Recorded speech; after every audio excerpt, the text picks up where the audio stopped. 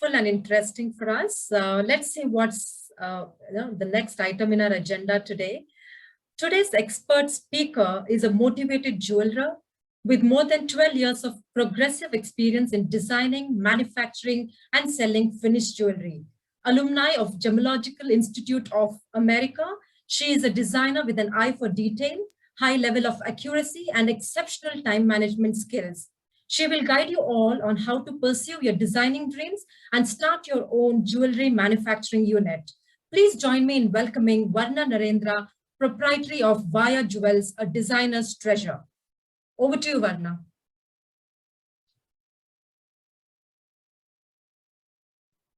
Varna, you have to unmute and talk to us. Hi, everyone. Good evening. Thank you, Archana, for the wonderful introduction. I would also like to thank Pallavi, the president of Kobe Karnataka, for giving me the opportunity to be able to share my knowledge with everyone. So yeah, jewelry industry, it's vast and it's for generations. This is not something new. So how many of you all here are interested to know more about the jewelry industry? You can virtually raise your hand.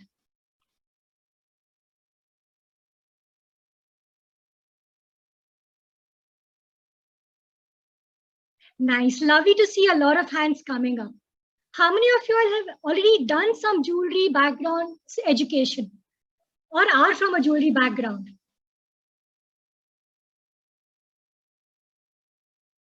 Okay, so I see a lot more hands going up. Good to see that.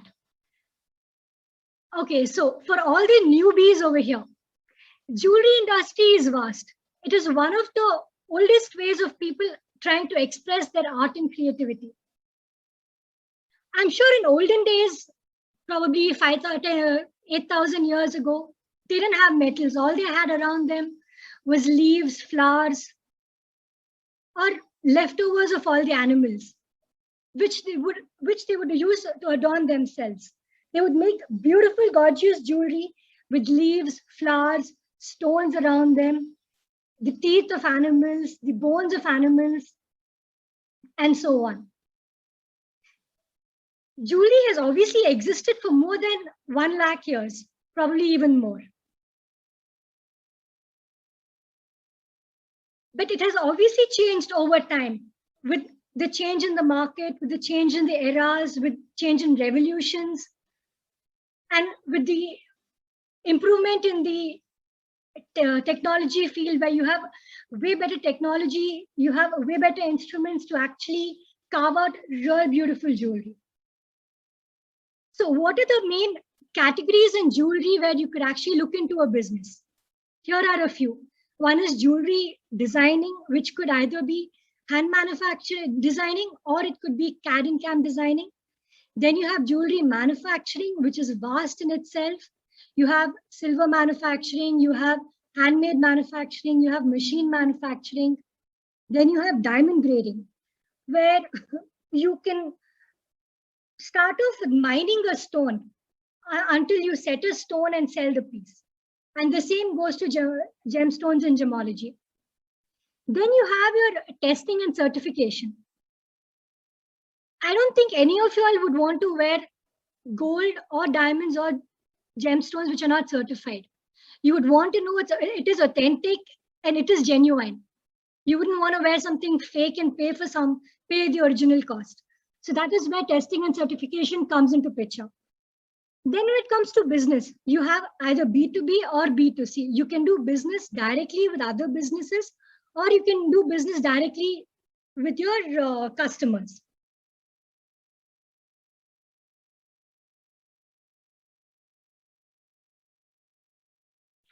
So education.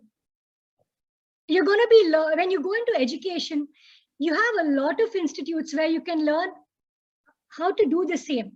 You can learn jewelry designing, jewelry manufacturing, diamond grading, gemology, and pearl grading, where you have certified institutes where you get a certificate for it. And you also have institutes where they don't really have a certificate, but you actually learn the best. So what are the institutes? you could probably get a diploma, undergraduate, or a postgraduate degree. To name a few, you have Gemological Institute of America. That's where I have done my jewelry designing. Then you have National Institute of Fashion Technology. You have in National Institute of Technology, you don't have a jewelry designing course as it is. It is called accessory development, where you design not just jewelry, but you also learn how to design handbags and other accessories you wear. Then you have the Indian Institute of Jewelry, where you have programs where you learn from jewelry designing until manufacturing. Then you have JD Institute of Fashion Technology, Solitaire Diamond Institute, Lisa School of Design, which is in Bangalore, and you have Syngem. They all provide amazingly good programs where you can learn from. These are a few examples. Yeah, when it comes to jewelry statistics, how many of you all think jewelry industry is something which would decline over time? There, I don't see any hands raising up, because this is one industry which is always going to grow irrespective of time. This is one industry where if people cannot really invest the amount of money they can in precious, they're going to go into semi-precious, or they're going to go into imitation. So jewelry is one industry which is never going to decline. It is going to keep growing exponentially. And I'm sure, being Indians, we all know, we all love to adorn ourselves with jewelry. But hey, India is not the highest seller of jewelry in the world. First we have China, then we have United States, followed by Japan, and then comes India. We are not the highest sellers. But still, jewelry is a very vast market.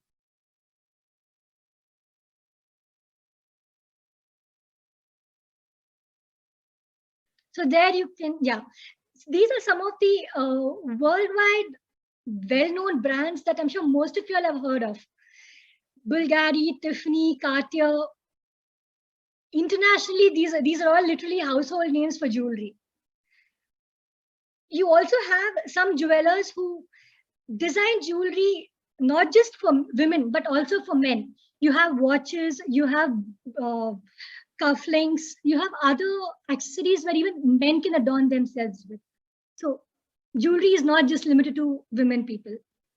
Then you have our Indian brands, Tanishq, Ganjam, Amarpali Jewelers, PC Jewelers, TBZ. These are some of the well-known Indian brands.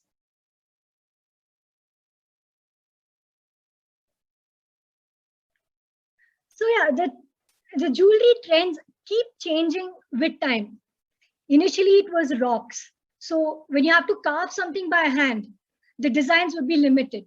But now with modern technology, with the growth and with so much of development, you can actually make minute, intricate designs, which could actually be really beautiful and something very delicate.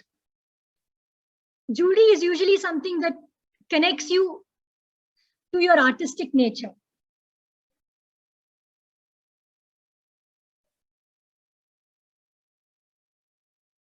These are some of the examples of the jewelry. So what are the elements in jewelry? Yeah, like you've seen before, you have metals, gemstones, diamonds. But these are still divided. You have copper, you have brass, you have bronze, silver, platinum, gold, palladium, iridium, and it just goes on. All these are malleable jewelry, which can be manufactured into beautiful jewels. Then you have gemstones, which are natural, you have man-made, plus you also have a lot of imitation gemstones, which are usually made of plastic or glass. Then you have diamonds, which are the same as natural, man-made, and imitations. And then you have jewelry designing, where you can either design jewelry by hand or you can take the aid of computers. Use technology, guys, to have more intricate designs. And you can create anything you would want to do. Then when it goes to manufacturing, you can either go into handmade, authentic handmade jewelry, or you can go into machine-made jewelry, depending on the kind of jewelry you are looking for. These are some of the metals and gemstones and diamonds. You can see the diamonds from the rock. These are examples of jewelry designing that is handmade and in CAD.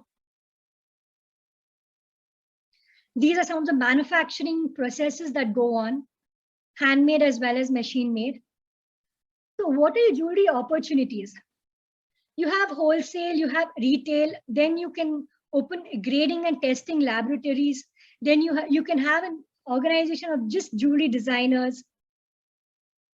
Then you can open jewelry educational institutes if you want to educate people on how to design jewelry. Then you have auction houses. So let's see the bifurcation of how each one of these work. So when you go into entrepreneurship opportunities, let's go into wholesale and retail. In both wholesale and retail, you can have jewelry stores, and you can actually segregate and categorize depending on what metal you want to use. Like, for example, you can just have a jewelry store with silver jewelry or with just gemstones, or you can have exclusive diamond jewelry store. You can also, and here, this is where you can cater to either customers directly, or you can cater to other jewelry retail stores. So you can either have it as a wholesale or a retail industry. Then you have the wholesale and retail of diamonds and gemstones. So you can either supply diamonds and gemstones to the retailers, or you yourself can open your own retail unit. Yeah, to have a jewelry store or to be a diamond seller, you need to make sure your diamonds and your stones and your gold is tested. So if you don't want to really go into the jewelry part, you can just have a testing laboratory where you can test your metals, you can get the certified jewelry, you can certify gemstones and diamonds. You also have manufacturing units. Manufacturing unit is extensively vast. You can manufacture imitation jewelry. Like if you want to do copper or brass jewelry, they would come into imitation jewelry or costume jewelry. And today, I'm sure you know, costume jewelry is very common. You have high-end costume jewelry where you see a lot of people wearing them. So you can have a unit where you can just manufacture costume jewelry, or you can have a manufacturing unit for silver or gold or metal jewelry. Then you can go to finer refining of manufacturing, which is into molding or casting units. Or you can have just a sector of handmade karigars who manufacture the thing. So you have your unit of manufacturing unit. Or you can go into gemstones and diamond cutting and selling. Then you can also go into machine-made manufacturing, where you have high-end lasers, you have CAD/CAM units. Or you can go one step deeper, where you can manufacture the machinery, which then manufactures jewelry. So all these can be sold as a wholesale or retail. That depends on the choice or something that you are passionate about. So this is a jewelry retail store, and that would be a gemstone retail store. Grading labs and manufacturing labs. So the next thing would be independent units.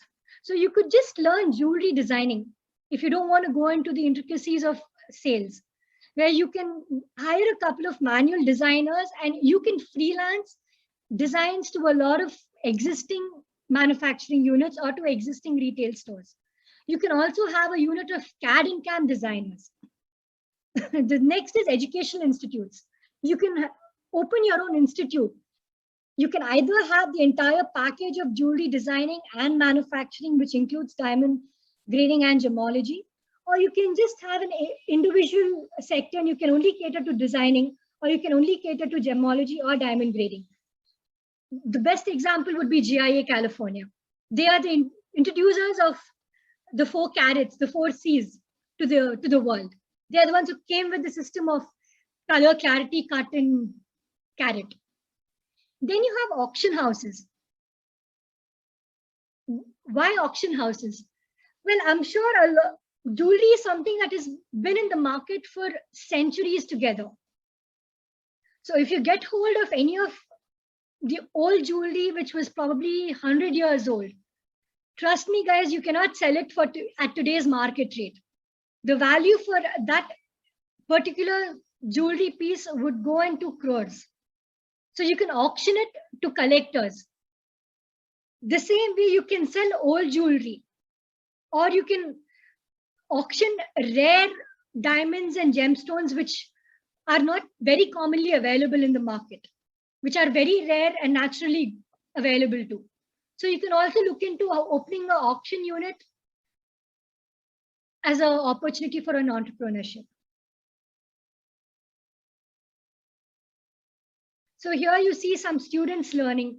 This is an auction house where you can see that a very beautiful piece is being auctioned, and you can see the number of bidders there. So this particular piece could get bid at any value, which is going to be at least 10 times the original value. That's the thing.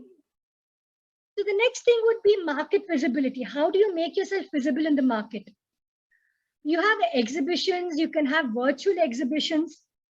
Thanks to Corona, we can't really step out.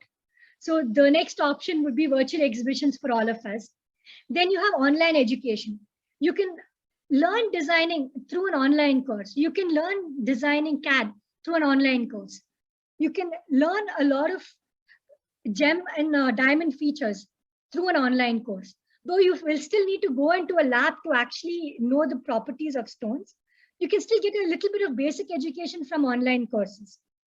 Then the next of marketing and visibility would be, you can have billboards, you can have TV advertisements, newspapers, you can spread brochures, you can have mobile broadcasting.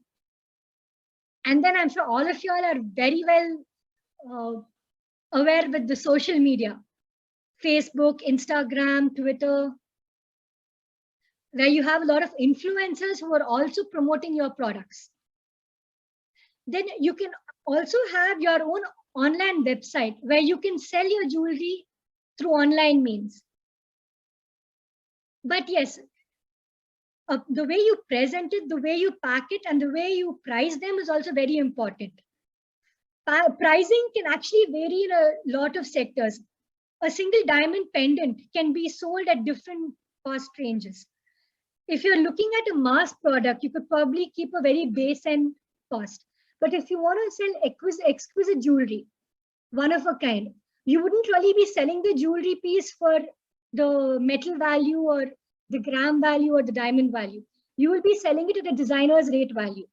So the pricing depends on the way you position yourself in the market.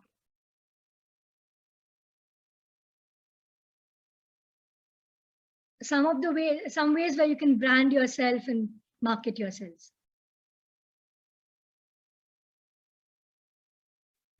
So finances, yeah, I'm sure that's a huge question mark for everyone now. How much do we invest? Well, if you want to open a retail or a wholesale jewelry store, at least a minimum of 50 lakhs would be required to have a amount of stock where you could show the customers what kind of jewelry you manufacture, what kind of jewelry you sell, or what kind of gemstones and diamonds you sell. Plus, you will also need a space and you have overheads. So the minimum investment would be around 50 lakhs. And when it comes to manufacturing units and certification centers, you need to invest in the machinery. So if you're going for hand manufacturing, you will need to invest a minimum of 10 lakhs. And when it goes into laboratories, institutions and auction houses, what you're going to be actually investing in will only be on the infrastructure and the overheads. You will not really be investing in the jewelry because you're only going to be selling it after auctioning. You're going to be buying the product, auction it, and then sell it. So you would have a very huge investment. But this is just the base. The investment could go up to probably 1 crore, 3 crores, or 10 crores, depending on how much you want to invest and how big a store or how big a unit you want to have. So yeah, licenses and permissions. Initially, you will need a GST registration certificate, a PAN certificate, and you need to, if you want to open an institute, you need to be affiliated to universities for certification of diploma programs. For tools and machineries, you will need ISO certifications, and you will need appropriate government authority permission. I would still advise you all to speak to your advocate or lawyer regarding licensing and permission, because that is something you would have to look into once you want to invest.